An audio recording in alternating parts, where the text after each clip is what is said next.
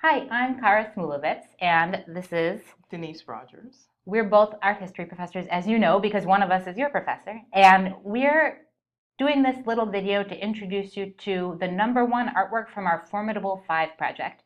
The Formidable 5 project is about 5 really important artworks that the concepts behind them will end up being key for this entire semester. So basically, it's 5 artworks where each one can be kind of an example for a big idea that will help you understand contemporary art. This first one that we're going to talk about is by an artist called Marcel Duchamp, a Frenchman who also lived in the United States. It's called The Fountain. It's from 1917. Before I go to it, Denise, do you want to give them any info? Any warnings? Disclaimers. Disclaimers? Yes. Beauty is in the eye of the beholder. Excellent. Okay, that's good. So I'm going to disappear us now if I can. Oh, I did it again. See, now we're giant. Okay. Okay, now we're hidden. And here it is. This is why I asked Denise about the warning, because as you can probably see, this is a urinal. Although I got to tell you, I learned this in high school for the first time, and I had never been in a men's bathroom, and I thought it was a tiny sink. I had no idea. So, you know. Well, the fountain, there you go. Yeah. Fountain. So in case any of you are in the boat that I'm in and have never been in a men's room and seen a urinal, this is a urinal. Important information. Yes, I have a son. Oh, yes. Okay, there you go. So I'm going to start, I think, by just telling you why I think this is important. And then you want to say why you think it's important? Cool. So I know this is super weird that here you have a urinal and it's signed with a name and it's dated.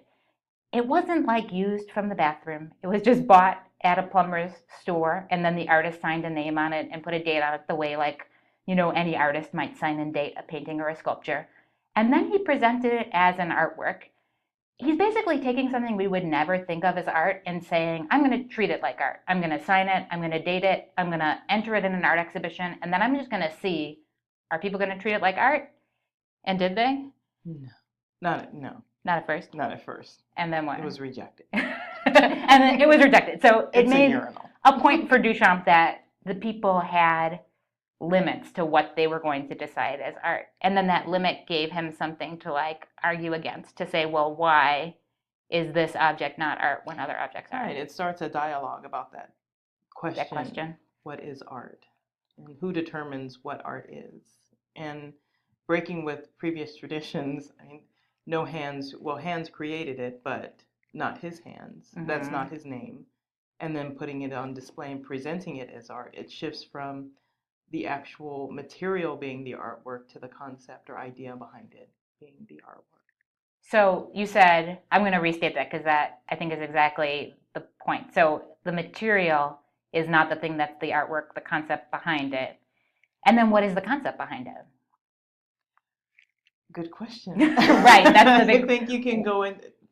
Well, if you start out with a common statement about art, art is supposed to be beautiful, even though a lot of art isn't. But beauty in and of itself is subjective, and so rejecting traditional concepts of beauty and shifting your way of thinking and being able to recognize that it's open-ended and it's based on the individual, how they determine if something is beautiful. So you can completely separate yourself from the work of art and just discuss the concept of art, beauty, expression, or you can look at the work of art and start to recognize how there are different definitions of beauty within quote-unquote artwork that you don't typically see as beautiful, or anything you don't typically see. So that goes back to what you said as your warning, art is in the eye of the beholder. Yes. I actually have a different view of it a little bit. I kind of think that Duchamp wanted to pick the most unbeautiful thing, because a urinal, of course, is like, you know, nobody wants to contemplate a toilet. And so I think he's trying to find something that we're not going to say, oh, it's beautiful, therefore it's art. And we're going to say, wait, art doesn't have to be beautiful? And then what does that leave us with? And then we have to figure that out. Right.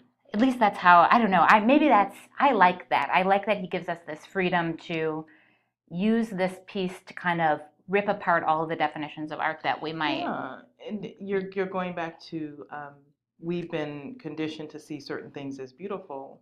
And so he deliberately, like you said, he deliberately chooses something that most people do not see as beautiful. Excellent. I think that is exactly true. So before we finish up with our tiny video here, the main concept for this one has to do with concept, that the artwork is about the concept and what does that mean and how does that change what you think of as art. So if you're working on your group project for this piece, it's going to be about that, right? In some way. I mean, you'll be tracing this notion of, is art an idea? What does that mean? Mm-hmm. I think that a lot of people get mad at Duchamp, and I think he was totally fine with that. I think he was trying to kind of like... That was the point. Yeah, I think... Disrupt. He wanted to disrupt, exactly. Mm-hmm. So it's not that he's trying to make us mad. You're right, disrupt is the right word. So we could think about that, disruption of the rules of art. Yeah, I like that. Good. Okay, well, there you have it. Now, go and look at something that's not a toilet. Very good.